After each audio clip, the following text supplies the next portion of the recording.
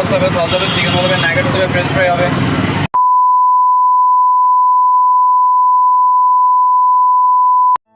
আসসালামু আলাইকুম, কেমন আছেন সবাই? আজকে আমি এসেছি চট্টগ্রামের বিপ্লব উদ্যান সংলগ্ন পিনলে স্কয়ারের সামনে রাস্তায়, যেখানে বিকেলের পর থেকেই জমে ওঠে স্ট্রিট ফুডের রাজ্য। এই রাস্তার দুপাশে সাজানো থাকে নানান রকম স্ট্রিট ফুডের কোর্ট। কোথাও আছে ঝালমুড়ি, কোথাও চিকেন মশলা, আবার কোথাও আলুর দম আর কাঁচা মশলা।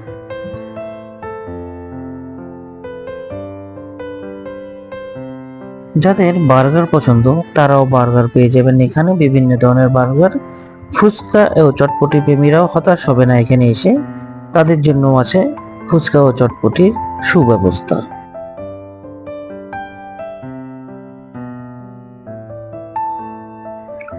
চিকেন আচারি, লুচি আর মালাই করা আলুর দম, যারা একটু ভিন্ন স্বাদের সন্ধানে থাকেন তাদের জন্য একেবারে পারফেক্ট স্থান হচ্ছে 2 নম্বর গেটের এই ফুড জংশনগুলো, যেখানে আপনাদের মনের মতো করে সকল স্ট্রিট ফুড সমূহ এক এক জায়গায় পেয়ে যাবেন।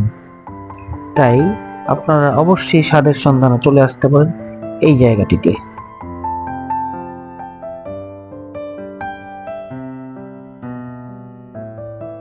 এখানে প্রতিটি ফুডকার্টেই টাঙানো থাকে খাবারের মূল্য তালিকা, যাতে ভোজন প্রেমীরা এইসব খাবারের মূল্য সম্পর্কে অবহিত হতে পারে। এখানে সবাই ব্যস্ত সময় পার করে, কেউ বেলছে, কেউ ভাজছে, আর কেউ খাচ্ছে। কারোরই দম ফেলার একটুও সময় নেই।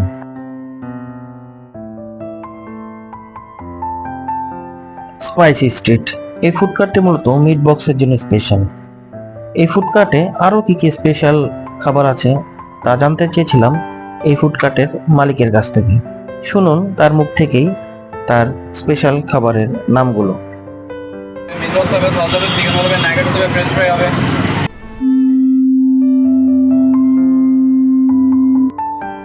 এটি এখানকার একমাত্র মালাই চায়ের দোকান, যেখানে স্পেশাল মালাই চা পাওয়া যায় আড্ডা জমুক চায়ের কাপে। অনেক সুন্দর একটি নাম। এখানে চায়ের বিভিন্ন ধরনের চায়ের মূল্য তালিকা টাঙানো থাকে, যার যেমন প্রয়োজন সেভাবে তারা চা খেতে পারে। আমি চা মামার কাছ থেকে বললাম 2 কাপ মালাই চা দেওয়ার জন্য। তিনি আমাদের জন্য চা বানাচ্ছেন অনেক যত্ন সহকারে। তিনি এই পর্যায়ে মালাইগুলো সংরক্ষণ করছেন একটি স্পেশাল মাটির বাটিতে, এবং আমাদের জন্য চা বানাচ্ছেন 2টি খোড়ায়, মাটির খোড়ায়।